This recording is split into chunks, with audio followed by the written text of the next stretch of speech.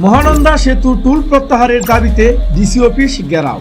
মাহিদুল ইসলাম ফরহাদ, চাঁপাইনবাবগঞ্জ জেলা প্রতিনিধি।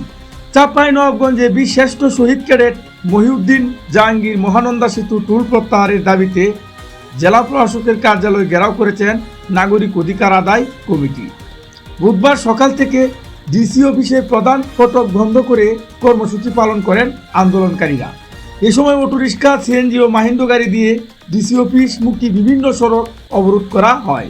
বক্তারা বলেন, দীর্ঘদিন ধরে এই সেতুতে টুল আদায়ের কারণে সাধারণ মানুষ, পরিবহন শ্রমিক ও ব্যবসায়ীরা আর্থিক ক্ষতির শিকার হচ্ছে। তারা দ্রুত মহানন্দা সেতু টুল মুক্ত করার দাবি জানান।